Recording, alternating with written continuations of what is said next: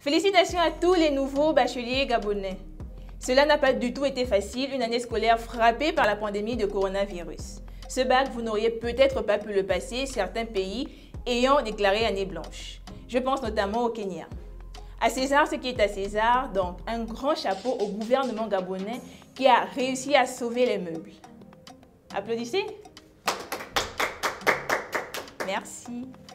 À cette période de l'année où donc ces nouveaux bacheliers se retrouvent face à un dilemme, eu égard au changement de leur statut, notamment d'élèves à étudiants, nous avons voulu parler du système éducatif gabonais.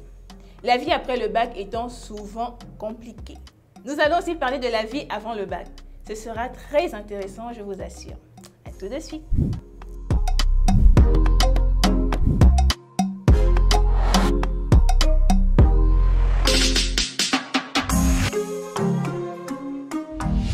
En août 2019, l'UNESCO publiait une liste des pays africains où le taux de scolarité était élevé.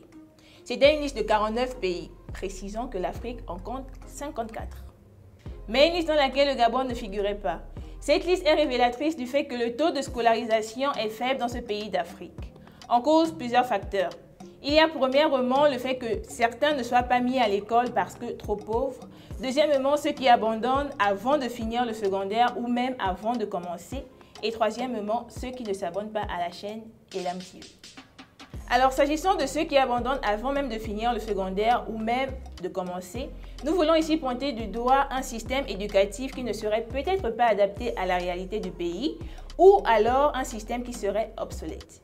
Einstein disait, si vous évaluez un poisson à sa capacité à grimper aux arbres, il passera sa vie à penser qu'il est nul. Pourquoi je dis ça? Si on regarde le système éducatif gabonais, dès la classe de 6e, il y a le principe des coefficients. Ce système met certaines matières au-dessus des autres. En fait, selon ce système, certaines matières sont plus importantes que d'autres. Les mathématiques, par exemple, ont un coefficient égal à 6, quand la science de la vie et de la Terre a un coefficient égal à la moitié de celui des maths. Ceci fait en sorte que si un élève est nul en maths, il pourrait trouver l'école difficile, pourtant il y a des matières où il s'en sort, mais vu que les maths priment, il pensera toujours qu'il est nul et l'équation sera toujours compliquée pour lui. En 2017, le ministre gabonais de l'Éducation de l'époque, M. Florentin Moussavou, avait déjà émis l'idée de supprimer les coefficients pour qu'il y ait plus d'équité, pour que ceux, par exemple, qui ne comprennent pas les maths ne puissent plus sentir ce poids. Malheureusement, il n'aura pas pu mener à bien son projet et pour cause son limogeage. S'agissant du fait que ce système pourrait s'avérer obsolète, si vous allez en cours d'histoire au Gabon, on vous parlera de la guerre d'Indochine, la guerre du Vietnam, du canal de Suez, des sujets que l'élève peut trouver ennuyants et dépasser parce que tout bien réfléchi, que fait un élève gabonais avec ces informations quand il ne connaît peut-être pas l'histoire de la ville de Bitam? Pourquoi apprendre à un élève gabonais l'histoire du général de Gaulle alors qu'on peut lui en dire plus sur Djoué Dabani, Pierre Mombundu, Agonjo Okawe, Léon Mébiam et j'en passe. En philosophie, on va encore s'appesantir sur la maxime kantiste alors que certains philosophes gabonais, à l'instar de Grégoire Biyogo, ont écrit et que leurs œuvres peuvent être étudiées. Ces facteurs contribuent généralement au fait que les élèves trouvent l'école soit trop dure ou pas intéressante. En dépit de cela, il y a tout de même ceux-là qui arrivent jusqu'au bac et le combat devient tout autre. Les plus riches vont par exemple solliciter le fils d'Ernest pour des démarches dans l'optique d'étudier en Afrique du Sud ou contacter Logan Ikapi pour aller étudier aux États-Unis. Mais tout le monde n'a pas les moyens et le pays ne vous offre que 3 options.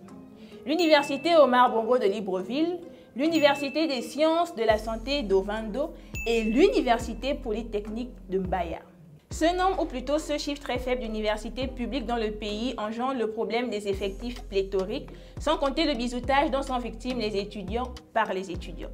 1000 étudiants dans une salle qui, dans les conditions normales, devrait accueillir 600, ça ne donne pas vraiment envie d'aller en cours, ce n'est pas encourageant, j'ai envie de dire. Après, il y a aussi le choix des filières. Les Gabonais se ruent tous vers la même formation et parfois cette formation ne répond pas aux attentes du pays. L'ancien Premier ministre Julien Corbecal en parlait d'ailleurs quand il était à la primature. Ils ont bien compris. Je vais vous dire une chose. Je vous donne quelques chiffres. Dites-nous.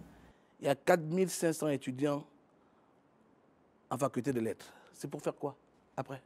Pour travailler où? Mais on ne se réveille pas un matin pour le constater. Ça dure. Il y a 4500 en psychologie. D'accord. C'est pour travailler où et pour faire quoi? D'accord. Mais ça fait combien d'années? Mais ça fait combien d'années? Aujourd'hui, le contingent des chômeurs que nous avons. D'accord. Le contingent des chômeurs, la plupart, ils sont bien instruits.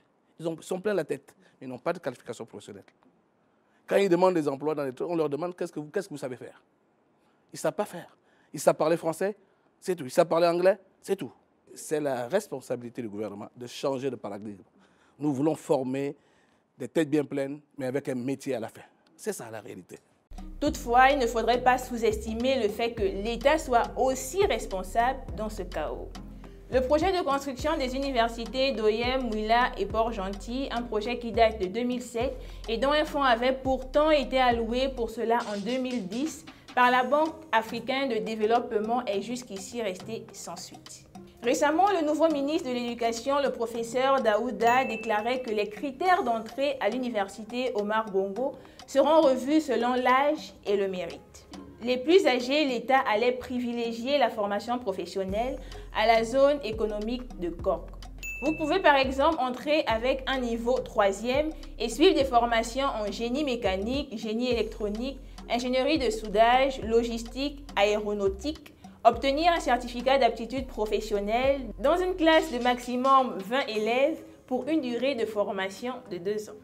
Ceux qui ont un niveau terminal peuvent par exemple bénéficier des formations de techniques de réparation d'engins, génie civil et j'en passe.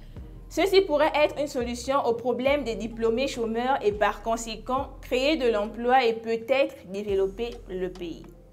Vous en pensez quoi vous?